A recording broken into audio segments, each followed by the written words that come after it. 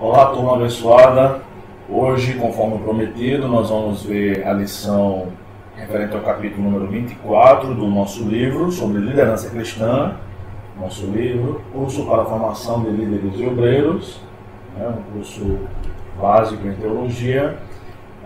O nosso assunto é sobre liderança propriamente dito, É o capítulo um dos capítulos que ficou faltando aí. Então vamos lá, Bem, este curso, esta aula, melhor dizendo, está sendo voltada para a turma do curso básico em teologia, do Grafia Cursos, em João Pessoa, na Igreja Batista da Restauração, no Valentino, no Monsenhor Magno, como alguns preferem, que é um pouco depois do Valentino. Então, nós usamos este livro que eu acabei de mostrar e vamos ver hoje o capítulo referente ao conteúdo de liderança cristã. Então vamos lá, seguindo aqui o roteiro do próprio livro, na página 533, o autor diz assim, sobre capacitação, a tarefa do líder. Qual é a principal responsabilidade de um líder cristão? O que devem fazer os líderes espirituais para cumprir sua missão? Então, dependendo do contexto ou da pessoa a quem se pergunte isso, podemos ter 1001 respostas diferentes, Qual a principal responsabilidade de um líder cristão e o que devem fazer os líderes espirituais para cumprir sua missão? Então podem ter respostas subjetivas, os líderes devem fazer de tudo, devem clamar a Deus o tempo todo, e respostas mais objetivas, onde traçam-se o plano para que os líderes trabalhem efetivamente. O autor do livro coloca logo no começo aqui 3 definições sobre liderança que nos ajudam. A primeira delas diz assim, liderança é influência interpessoal, entre as pessoas, que se exerce em determinada situação e que se destina, mediante o processo de comunicação, ou seja, mediante o que se comunica, à conquista de um alvo ou alvos especiais. Influência interpessoal que se exerce em determinada situação, um líder de uma igreja, um líder do departamento, um líder de um grupo específico, e que se destina, mediante o processo de comunicação, à conquista de um alvo ou alvos especiais. Então, digamos que o alvo daquele grupo seja conseguir discipular ao longo de um ano 12 pessoas. Todo o trabalho vai ser voltado em prol disso aí. A segunda definição que está logo abaixo, que diz assim, é uma técnica comportamental aprendida que inclui a habilidade de ajudar outros a realizar seu potencial como indivíduos e membros de uma equipe. Então, essa definição de liderança busca também estabelecer um alvo, só que o alvo agora não é uma meta específica, um resultado a ser alcançado, mas o alvo aqui é de que as pessoas possam desenvolver o seu próprio potencial. E a terceira definição, está aqui na linha abaixo ainda, na página 533, é o processo de persuasão e exemplo por meio do qual um indivíduo ou uma equipe de liderança induz um grupo a agir de tal modo que esteja de acordo com os propósitos do líder ou com os propósitos compartilhados por todos. Então essa definição de liderança tem sido mais utilizada nos últimos anos, onde induz um grupo a agir de tal modo que esteja de acordo com os propósitos do líder ou com os propósitos compartilhados por todos. Quando uma equipe escolhe um líder que ela acredita que seja capaz de influenciar para obter aquele resultado. Alguém que tem experiência no assunto, que tem conhecimento teórico, também conhecimento prático, o que inclui a experiência propriamente dita. Os objetivos do grupo, os propósitos do grupo são compartilhados uns com os outros, tá bom? Nós vamos ver mais na frente definições de liderança cristã propriamente dita. Na página seguinte, diz o seguinte, a definição a seguir parece se adaptar melhor ao que estamos buscando. E aqui é uma definição de liderança espiritual, não uma definição de liderança genérica ou generalizada. Diz assim, liderança espiritual consiste no cultivo de relacionamentos com as pessoas de uma instituição ou corpo cristão, isto é, de uma igreja, de um seminário, de uma missão, de uma editora cristã, de um departamento. Tá? Liderança espiritual consiste no cultivo de relacionamentos com as pessoas de uma instituição ou corpo cristão, de tal forma que os indivíduos e o grupo sejam capazes de formular e de atingir metas compatíveis com a Bíblia que atendam a necessidades reais. Eu vou dizer a definição toda, depois eu volto para explicar. Possui influência ética, o líder espiritual tem como função motivar e capacitar outros a realizar o que, de outro modo, não seria possível. Então, vamos lá. A liderança consiste no cultivo de relacionamentos de um grupo cristão, de tal forma que os indivíduos do grupo sejam capazes de formular e atingir suas metas compatíveis com a Bíblia. Ou seja, as metas que aquele grupo precisa atingir não são traçadas exclusivamente pelo líder, tá? Mas pelo próprio grupo. A igreja decide que vai trabalhar com meninos de rua, porque é algo que surge, uma vontade surge no meio da própria igreja, e o pastor entende que aquele propósito é interessante, que há pessoas para isso, e sentem direcionamento de Deus para isso. Possui influência, sim, e esses princípios têm que estar biblicamente fundamentados, senão não faz o menor sentido para um grupo de liderados cristãos. Possui influência ética, ou seja, o líder é alguém que influencia eticamente. O líder espiritual tem como função motivar e capacitar outros a realizar o que de outro modo não seria possível, ou seja, pelo conhecimento teórico, pelo conhecimento prático, pelo comportamento, pela ética do líder, ele vai conseguir levar a igreja a realizar aquele objetivo, tá bom? O autor diz o seguinte, no parágrafo abaixo: é fundamental que se enfatizem os objetivos dos outros, do grupo ou do indivíduo, e não os objetivos pessoais do líder. Um bom grupo que seja liderado de uma perspectiva cristã tem que ter esse foco. Eles não estão ali para cumprir os objetivos que o líder tem desejo, não é para realizar os sonhos do líder, mas para ver os objetivos do interesse comum. Em outras palavras, o líder espiritual não decide unilateralmente o que os outros devem fazer e em seguida tenta fazer com que seus seguidores o façam. Não. Ou ainda, para dizer a mesma coisa em linguagem cristã convencional, o líder não determina a vontade de Deus para o grupo ou para a igreja e depois tenta persuadir outros a segui-la. Cabe ao líder, isso sim, incentivar e ajudar os membros a identificar e a realizar os objetivos deles. Então o líder vai fazer com que todos os esforços, todo o trabalho convirja para a glória de Deus por meio da realização das tarefas, tendo em vista os dons que Deus deu a cada pessoa na igreja, tá bom? Ele vai organizar a equipe para que possa trabalhar. Mais à frente, pulando um parágrafo aí, na página 534, diz assim: outro fator importante, no finalzinho da página, é a ênfase no serviço ao grupo e não o controle sobre ele.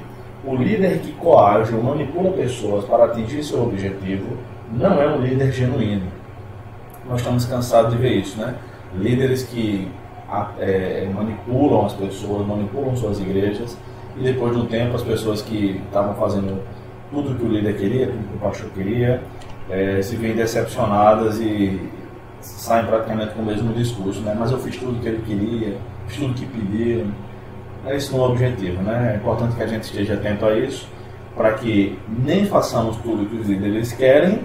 A ideia não é ser rebelde, a ideia é compartilhar os objetivos, o trabalho em prol do reino de Deus, e também para que nós não sejamos enganados, tá bom? Para que a gente não deixe que os líderes sejam pessoas manipuladoras. John Gardner tem razão, aí deu uma citação do histórico de John W. Gardner. Alguns tipos de liderança recorrem a certos elementos de coerção física, mas é evidente que em toda ação social há também coerção psicológica, embora tênue e sutil, ou seja, não dá para perceber muitas vezes, como a pressão de se conformar ao grupo social. Se todo mundo está seguindo o líder, por que eu vou ser o atrapalhador da história, o perturbador de Israel, né? Alguns até se submetem a determinadas práticas de líderes cristãos por causa disso, porque embora elas saibam que estão certas, ela começa a duvidar das suas próprias certezas, das suas próprias convicções, pela atitude da maioria. Em nossa cultura, porém, a ideia que as pessoas fazem do termo liderança não se confunde com coerção, pelo contrário. As pessoas colocam no topo de escala da liderança os modelos em que os graus de coerção são menores. Tá? Então a ideia é que o líder seja aquele que coage o menos possível, mas que trabalha seguindo o povo de Deus. Eu vou seguir lendo aqui e explicando, tá? Página 535. Nesse sentido, a afirmação de Ted Eggstrom é desconcertante. Ele diz o seguinte: quando agimos impelidos por nossa condição de administradores, todos nós líderes fazemos basicamente a mesma coisa. Estamos todos envolvidos, em parte, em fazer com que as coisas aconteçam por meio das pessoas e com a ajuda delas. Mas não deve ser necessariamente assim, né? Isso significa que o líder usa ou administra as pessoas para fazer coisas, e que as coisas feitas são as que o líder decidiu que seriam feitas. O que a gente vem falando aqui, isso não é interessante. É importante que as pessoas possam opinar, possam participar do processo. Quando há motivação correta, os objetivos são atingidos mais rapidamente, mais facilmente e de forma mais econômica, de maneira também que as pessoas ficam mais satisfeitas. Tá? Essa filosofia está de acordo com numerosos conceitos políticos de liderança, mas é incompatível com o tipo de liderança espiritual que evita, por uma questão de escrúpulos, manipular quem quer que seja. Então o grande líder não é aquele que manipula, aquele que tem sempre a última palavra, não. Tá? O líder é aquele que serve ao povo. As pessoas não devem ser usadas para levar adiante os planos da liderança. Elas devem ser respeitadas, participar da formulação dos objetivos a ser alcançados e ser tratadas como colegas de ministério. Afinal de contas, a maior parte da força do trabalho na igreja, no reino de Deus, não é dos líderes, mas dos leigos, do povo de Deus. Tá? Quem mais investe na igreja local, o maior número de dinheiro que entra com ofertas e dízimos, é da membresia, não é do líder, né? Nem da liderança como um todo, porque, por definição, os líderes são menos, né? Há menos líderes do que liderados. Então, a maior parte do dinheiro que entra na igreja vem do bolso dos liderados. A maior parte do trabalho pesado também vem do bolso dos liderados, tá? Na evangelização, no grupo de louvor, pode depender da igreja, na pregação e no ensino também, de forma que o pastor não fique sobrecarregado. Então, se os liderados participam tanto e participam mais do que a liderança, muitas vezes, por que eles não podem participar da formulação das ideias, dos objetivos a serem alcançados? Está errado, deve ser visto assim, eles devem ser vistos como colegas de ministério e não como trampolim para alcançar degraus maiores, tá bom? No finalzinho do parágrafo seguinte diz assim: algumas das empresas comerciais mais bem-sucedidas advogam essa filosofia de respeito. E ele cita um exemplo aqui da IBM, por exemplo, que é a empresa de tecnologia, né? Diz assim: a filosofia da IBM, nessa parte que está mais recuada, na página 535, tá? A filosofia da IBM consiste basicamente em 3 simples princípios. Quero começar primeiramente com aquele que creio ser o mais importante: o respeito pelo indivíduo. Ele vai explicar isso. Trata-se de um conceito simples, mas na IBM, na empresa, ele ocupa boa parte do tempo da equipe gestora da empresa. Tratar as pessoas, e não o dinheiro, as máquinas ou as mentes, como recurso natural, que de fato são, talvez seja a chave de tudo. Trate as pessoas como adultos, trate-as como parceiras, com dignidade, com respeito. Então, se na IBM é assim, imagina na igreja, né? As pessoas devem ser tratadas com respeito. Elas não estão lá para ouvir gritos dos líderes, nem para ouvir desaforo, nem para ouvir nada desse tipo de coisa, mas devem ser tratadas como iguais, porque todos somos irmãos no reino de Deus. Tá? Seguindo aí no próximo parágrafo, a partir da parte que diz assim: segundo tais critérios, os que exercem controle autoritário para atingir objetivos próprios não são líderes de fato, tá? Então é preciso que a gente saiba diferenciar na obra de Deus, no ministério cristão, quem são líderes e quem são déspotas, manipuladores. são manipuladores do poder que exploram constantemente seus recursos externos. Isto é, aquilo que a membresia tem, aquilo que a membresia tem a oferecer, são os recursos externos a ele, mas internos da igreja, tá? Econômicos, o dinheiro dos crentes, sociais, a presença, psicológicos, a pressão mental e institucionais, aquela influência que os membros podem exercer, bem como sua eficiência, seu treino, habilidades e competências para que as pessoas e as coisas se rendam à sua vontade. O fator principal aqui é, de fato, o que eles querem que seja feito. Então, aqueles líderes, ou líderes entre aspas, né, supostos líderes, que apenas estão ali para usufruir dos recursos externos, ou seja, daquilo que ele não tem, como a força de trabalho, o dinheiro, as habilidades, toda a capacitação que os membros da igreja têm nas mais diversas áreas, né? Eles não são verdadeiros líderes, são manipuladores. As pessoas que vêm, por exemplo, porque na igreja hoje em dia, graças a Deus, nós temos professores, médicos, advogados, pessoas que trabalham com tecnologia, com som, com tudo que se imaginar, né? Então, é uma força produtiva em potencial que deve ser muito bem usada pelo líder, mas usada com sabedoria, usada no bom sentido, né? Aproveitada para a glória de Deus, tá? E não manipulada. Na página 536, irmãos, a partir aí da linha 6, diz assim: Louis B. Lundborg expressa sucintamente essa verdade. Ele diz assim: um líder é alguém que outros seguirão de boa vontade e voluntariamente. Ou seja, para saber se você é líder, basta saber o seguinte: alguém está te seguindo, alguém está seguindo os seus passos, seja em qual área for, não somente na igreja, na questão eclesiástica, mas alguém está seguindo as suas ideias, naquela ciência que você estuda, que você se formou, enfim, você é um líder, tá? Mas veja só, isso elimina os tiranos, os valentões, os autocratas e todos os outros que usam o poder coercitivo, o poder para corrigir, para impor a sua vontade a outros. Um líder é aquele que tem seguidores, não é aquele que impõe. Ou, como disse com muita razão Kenneth Gangel, liderança não é vale tudo político, não comporta atitudes autoritárias. Liderança não é controle sectário, controle que divide, controle do grupo, tá? Não é. Liderança é quando nós temos algumas pessoas que seguem nossas ideias. O parágrafo seguinte é muito interessante, tem lições muito bacanas para a gente, porque diz assim: contudo, jamais devemos imaginar que o líder seja alguém destituído de poder. Não é. O líder é alguém que tem poder para influenciar e é aí que mora o perigo, né? Na verdade, dizer que o líder é alguém sem autoridade é sugerir uma anomalia, isto é, um líder sem seguidores. Nós já vimos a palavra anomalia, né?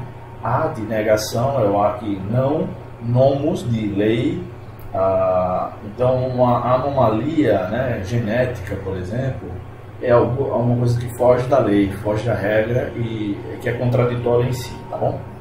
O líder é alguém com um tipo especial de autoridade, a do poder legitimado, um poder de influência ética, inspiradora e capacitadora. Então, a autoridade do líder é a autoridade, como diz aqui, do poder legitimado. Ele é líder porque ele tem um poder legítimo, ele não está coagindo as pessoas, ele não está manipulando, ou ela está falando ele o tempo todo porque é o líder, não o indivíduo masculino, necessariamente. O líder é alguém que as pessoas reconhecem nele a autoridade, por isso seguem, tá? Ele influencia de maneira ética, ou seja, assim como ele faz, as pessoas desejam fazer também, de maneira inspiradora, elas querem veem nele respaldo para segui-lo, e capacitadora, ou seja, ele não apenas designa ordens, não dá ordens, não designa tarefas, mas ele ensina aqueles que querem aprender a fazer determinadas coisas, a realizar determinadas tarefas, tá? Por exemplo, um pastor que está ensinando alguém, um diácono, um presbítero da igreja a pregar. Ele vai dar as instruções sobre como pregar, como elaborar um sermão e tal, e ele vai acompanhar durante o tempo até que ela possa efetivamente pregar, tá bom? Esse tipo de autoridade pode ser fabuloso em seus efeitos sobre indivíduos e grupos, uma liderança sadia. É o tipo de poder com que um professor ou um guia maravilhoso influencia as pessoas que servem. É o poder que evita, por uma questão de escrúpulos, o recurso a táticas que elevem o status do líder ou que sirvam para a realização de seus propósitos. Então, aquele líder que fortalece seu próprio poder e não fortalece seu povo, é um líder banana, né? É um líder fajuta. Ele está interessado apenas nos seus próprios objetivos. O verdadeiro líder não está preocupado em ser chamado pelo título de pastor que ele tenha, por exemplo, de presbítero, qualquer que seja a função eclesiástica ou não. Ele pode ser chamado pelo nome dele, ele acha que isso não é falta de respeito. Eu estou cansado de ver pastores que dizem, não me chama pelo meu nome, chama de pastor, porque para que os irmãos da igreja não confundam, não me desrespeitem.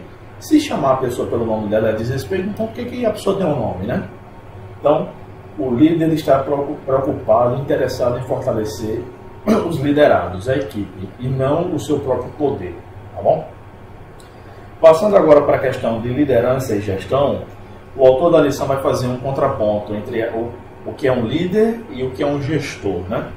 Então ele traça aqui 5 questões, aliás, três questões sobre a diferença entre liderança e gestão. Nós vamos ver um pouquinho aqui, tá? Primeiro ele fala da visão, tá? A visão. O líder é aquele que tem visão de futuro, né? Ele diz assim: a visão do líder ultrapassa a do administrador. O líder pensa a longo prazo, para além das atividades do dia a dia, além dos horizontes imediatos que muitas vezes limitam a visão do administrador e de seus seguidores. O líder vê o todo, inclusive as relações entre as partes e as relações entre a organização imediata e outras organizações. Então o líder é aquele que planeja o futuro, aquele que vê adiante, aquele que vê não somente os resultados daquelas tarefas, mas vê também as consequências disso. O que é melhor a se fazer? Quais são as melhores decisões a serem tomadas? Nisso é que o líder vai trabalhar. Isso aqui é muito raro no Brasil, tá? Infelizmente. Ele traz uma citação no outro parágrafo que diz assim: as pessoas veem as coisas e dizem, por quê? Mas eu sonho com coisas que jamais existiram e digo, por que não? O líder não só tem sonhos, assim como também inspira outros a compartilhar seus sonhos. É aquele que está adiante. Não é aquele que pensa apenas em repetir processos, repetir etapas, apenas em fazer mais uma vez o que vem sendo feito.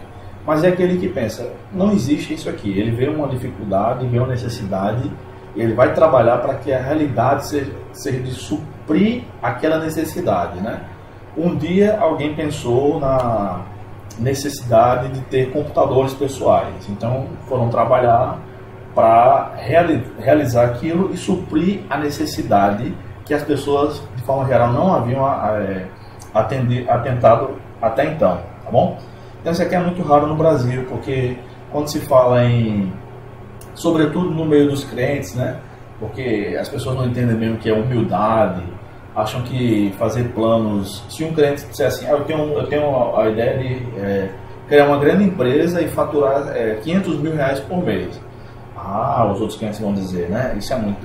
Para que isso, né? Basta que a gente tenha só o nosso pãozinho de cada dia.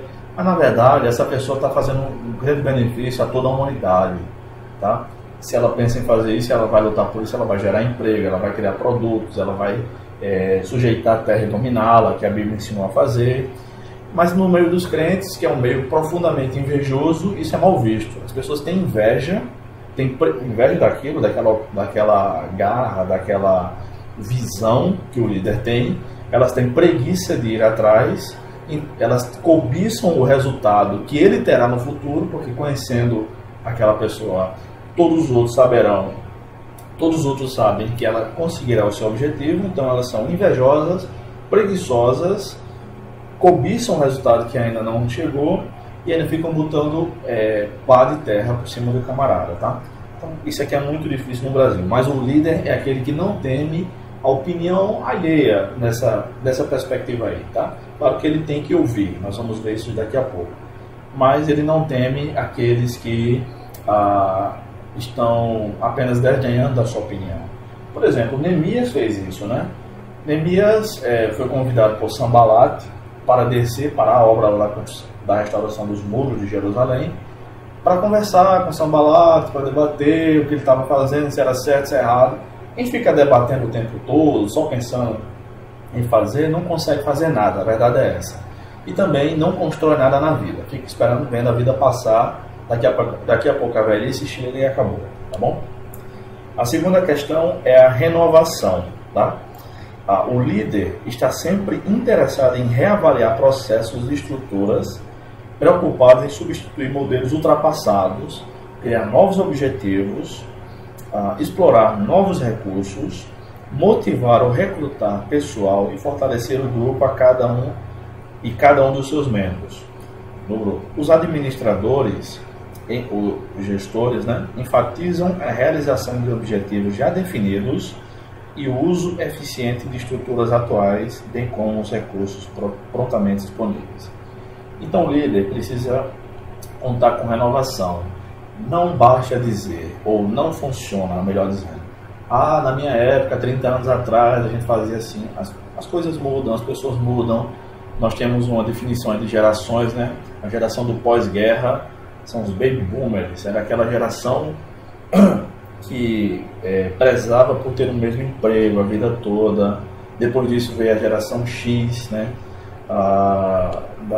Nascida na década de 70, que era adolescente aí na década de 80, uma geração em transição. Depois a geração Y, pessoa que nasceu na década a partir de 85, 86, uma geração que faz muitas coisas ao mesmo tempo, que não está interessado necessariamente em ficar durante muito tempo num lugar, mas se não está satisfeito vai lutar, vai atrás, sai do emprego, nem que não tenha mais nada a fazer.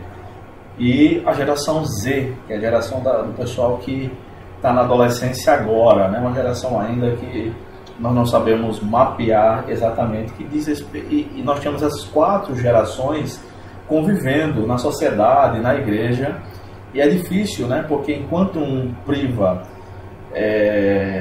prioriza a estabilidade, o outro prioriza a instabilidade, porque não está dando certo.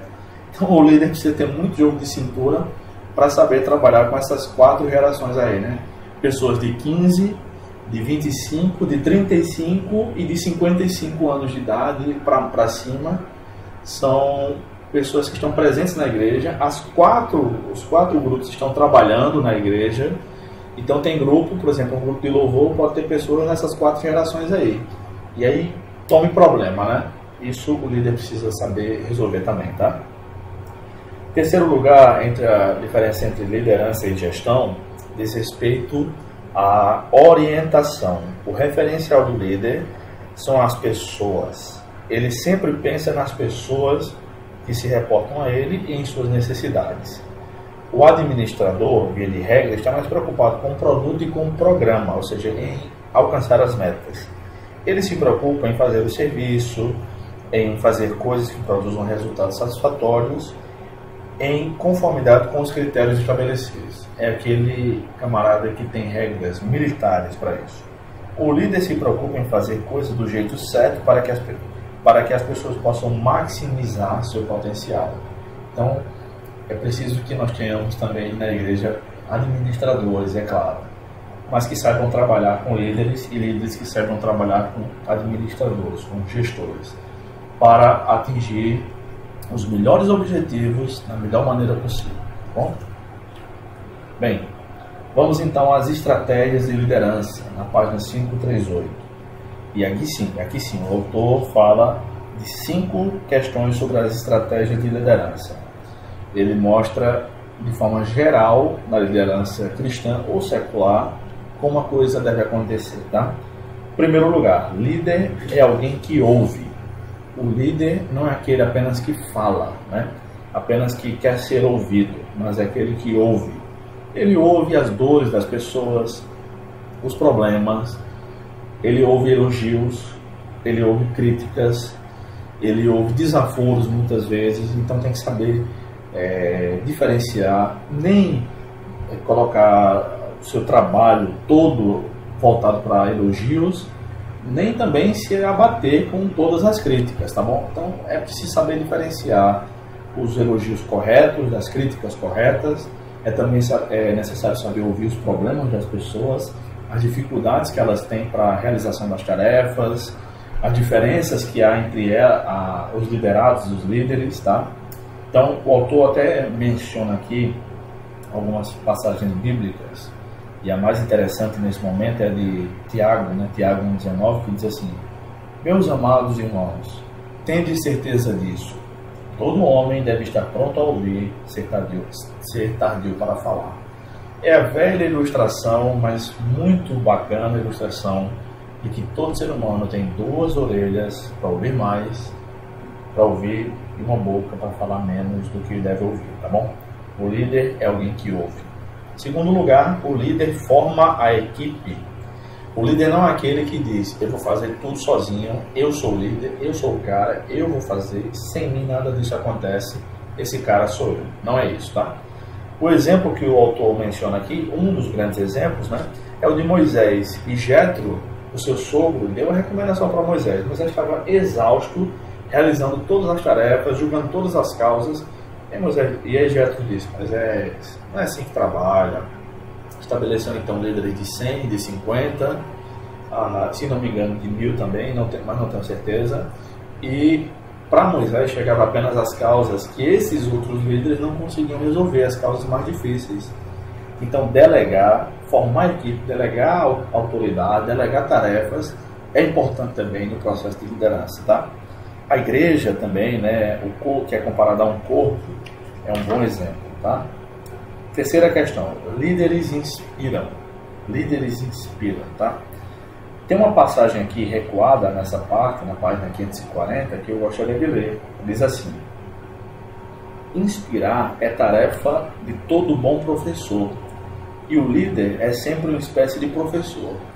Os professores não tratam os alunos de forma coercitiva, nem tampouco tentam instrumentizá-lo, ou seja, ele não vai tentar convencer que a sua ideia é mais importante a todo custo. Juntos, ambos buscam a verdade e a mútua realização. Eles ajudam os alunos a definir valores morais, não por meio da imposição de sua moralidade pessoal ou sua opinião, mas pela proposta de situações que suscitam escolhas morais complexas e o debate. Então o professor não é aquele que sabe de tudo, é aquele que vai aprender junto com os alunos, e muitas vezes, como aconteceu também em sala de aula, em alguns momentos, nós não chegamos a um veredicto, a uma palavra final, é assim que tem que ser sempre. Não, tem que saber escolher, tomar as melhores decisões nos momentos corretos, tá? O autor ainda segue dizendo o seguinte: eles procuram ajudar os alunos a galgar estágios mais elevados de raciocínio moral e, com isso, níveis mais elevados de julgamento. Então, mediante as experiências, mediante a exposição das dificuldades a serem tomadas em cada circunstância, o professor vai levando o aluno para esse caminho. Em tudo, os professores proporcionam um ambiente social e intelectual em que os estudantes podem aprender. Assim como o professor inspira, o líder deve inspirar também. Os liderados olham para o líder como eles tomam as decisões nos momentos tranquilos e como eles reagem até com suas próprias emoções, se ficam totalmente afloradas nos momentos de dificuldade. É no momento de dificuldade que um verdadeiro líder é conhecido, e não no momento de bonança e de tranquilidade, tá bom? Em quarto lugar, o líder se preocupa com valores. Eu achei isso aqui fundamental, tá? Eu vou ler esse primeiro parágrafo aqui. Bons líderes espirituais não se preocupam com maquinário, programas ou estatísticas. Eles são apaixonados pelos fundamentos dos sistemas de valores, filosofias, verdades intrínsecas, estruturas, objetivos, projetos, humores, emoções e ambientes.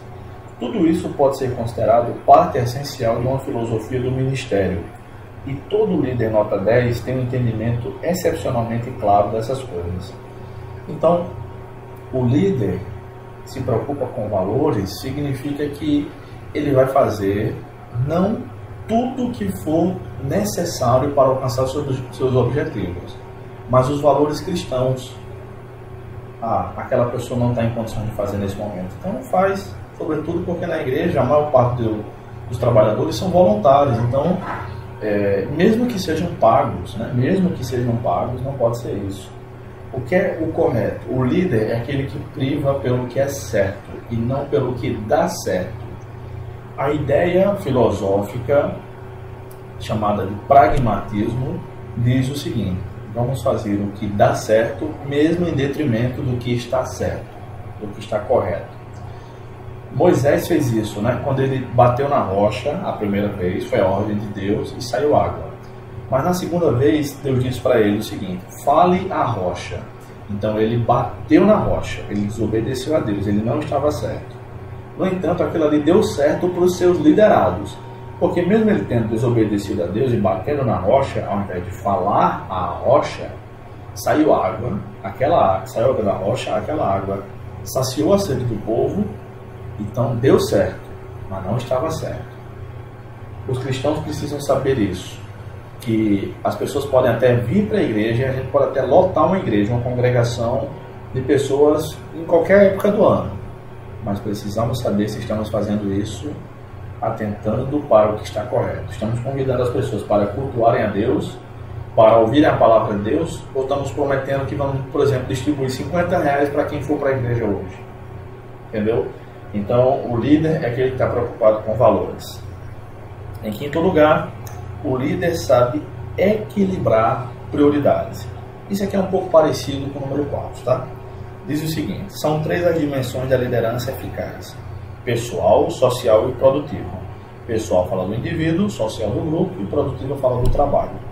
O bom líder espiritual é capaz de manter ao mesmo tempo as 3 no centro de suas preocupações, equilibrando com muito cuidado cada uma e atribuindo a elas o peso e a atenção devidos, jamais sacrificando uma para obter a outra.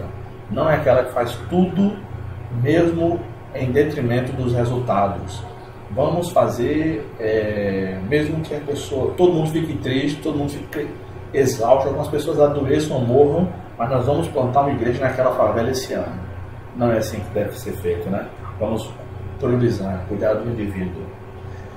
Então nós vamos fazer uma atividade aqui na igreja, mesmo sendo contra, 90% da membresia sendo contra. O líder não é aquele que faz isso, é aquele que cuida também do social. E a questão produtiva, a questão do trabalho. Nós vamos fazer, venha quem vier, mesmo que eu vá sozinho, eu vou fazer porque eu faço tudo sozinho.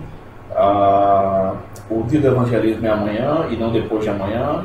Então quem não quiser vir amanhã, vocês não podem vir amanhã, não vou adiar o trabalho, é amanhã e acabou-se. O líder não é aquele que faz isso também, tá bom? Bem, vamos passar então para a segunda parte da lição, que é a parte bem menor, que fala de uma teologia do voluntariado, tá? Há 4 imagens do ministério cristão aqui, nesta parte, eu quero focar nisso, tá? Para a gente encerrar. Primeiro ele fala do líder servo, depois fala do sacerdócio santo, em terceiro lugar o conceito de corpo, e em quarto lugar o líder equipa os crentes, tá? Então veja só, o líder servo é aquele que tem como modelo o próprio Senhor Jesus Cristo. Ele foi líder e servo do seu povo ao mesmo tempo. O texto de João, capítulo 13, versos 14 a 16, diz o seguinte: se eu, Senhor e Mestre, lavei os vossos pés, também deveis lavar os pés uns dos outros. Pois eu vos dei exemplo, para que façais também o mesmo. Em verdade vos digo, escravo não é maior que seu senhor, nem o mensageiro é maior que aquele que o enviou. Este episódio é conhecido de todos nós, quando Jesus lava os pés dos apóstolos. Ele tem a intenção de mostrar, não que os crentes devem lavar os pés, literalmente falando, e de todos os outros crentes, em todas as épocas, não, mas naquela época sim. O princípio que serve para nós é o princípio de serviço, já que naquela época, lavar os pés de alguém que chegava cansado em casa, não haviam sapatos fechados, eram sandálias, uma espécie de alpargatas, vamos dizer assim, e as ruas não eram pavimentadas, eram empoeiradas. tinha excrementos de animais na rua, então o cara podia pisar em cocô de cavalo, de boi, de jumento, por aí vai. As pernas suadas, e quando a poeira batia ficava aquela coisa enlameada. Era feito esse trabalho pelo menor funcionário da casa, pelo menor empregado daquela casa que tinha empregados, tá? E Jesus fez isso, dando exemplo, mesmo ele sendo Deus, que nós devemos servir. O exemplo de Jesus de liderança é de serviço. Quer ser líder? Aquele que quer ser o maior, seja o menor, seja aquele que sirva a todos. Bom, isso está muito claro. A segunda questão do ministério, da teologia do voluntariado, é o sacerdócio santo e o sacerdócio universal. O pastor na igreja evangélica não representa a figura do padre na igreja católica. Não é isso. O pastor é um dos servos de Deus, um dos sacerdotes que foi chamado por Deus para servir, para liderar. No reino de Deus, todos somos sacerdotes. Em 1 Pedro 2,9 diz isso. Mas vós sois geração eleita, sacerdócio real, nação santa, povo de propriedade exclusiva de Deus, para que anuncieis as grandezas daquele que vos chamou das trevas para a sua maravilhosa luz. Então todo o povo é sacerdócio real. Somos reis e sacerdotes de Deus. Eu sirvo a Deus e eu posso orar diretamente a Deus. Eu não preciso de um pastor para orar por mim. E você também pode falar diretamente com Deus. Não há ninguém humano, a não ser Jesus, que seja esse mediador. O único mediador entre Deus e o homem é Jesus Cristo, o Filho de Deus.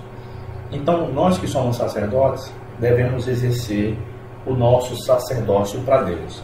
Então, Deus deseja que todos os crentes trabalhem para Ele, façam algo eficaz no reino dele, tá bom? O terceiro conceito, a terceira imagem, é o conceito do corpo. Todos formamos um corpo que é o corpo de Cristo. Nenhum cristão está fora do corpo, então todos devemos participar do corpo.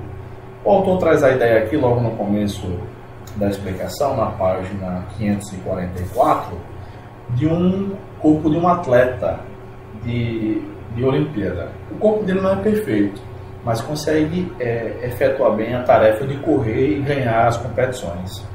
Assim também o corpo de Cristo, a igreja, não é um corpo perfeito, mas consegue realizar as tarefas pelas quais foram chamadas, tá? Nós somos chamados por Deus. A quarta imagem é que o líder equipa os crentes. O líder não é aquele que exercita tudo, não é aquele que faz tudo, mas é aquele que capacita os crentes, o povo de Deus, para executar as tarefas que Deus deseja que sejam executadas. E o maior texto para isso é Efésios capítulo 4, versículos 11 em diante, né? Ele mesmo deu uns para apóstolos, outros para profetas, outros para evangelistas, outros para pastores e mestres, visando a edificação do corpo. Então, o cristão, a liderança da igreja, não deve capacitar apenas os líderes, mas devem capacitar todos os crentes para trabalhar para Deus, tá? Então, nós estamos numa escola de capacitação ministerial, mas vocês, então, agora devem capacitar toda a igreja, devem trabalhar em prol disso, tá? Por último, o autor faz aqui uma espécie de avaliação, né? Uma rápida investigação histórica. Ele diz que, desde o começo, a igreja, e entenda-se que a igreja católica, fez uma distinção entre, aqui na página 548, no finalzinho da página, espiritual e não espiritual, santo e secular, sacerdote e leigo, e ortodoxo e herege. Mas o povo de Deus deve viver inteiramente para a glória de Deus, onde quer que nós estejamos. Quer na igreja, quer no shopping, quer em qualquer lugar, no campo de futebol, jogando bola, fazendo uma compra ou efetuando uma venda. Tudo que nós fazemos deve ser feito para a glória de Deus.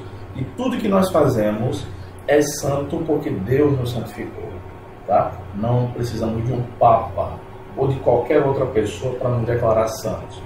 Deus santificou os seus filhos. Então espero que essa lição breve sobre liderança cristã sirva para nós, para o povo de Deus, para pensarmos um pouco a respeito do que temos feito para Deus se temos feito da maneira correta ou não, e do que não temos feito. Que Deus nos abençoe e até a próxima, querendo Ele. Um abraço a todos.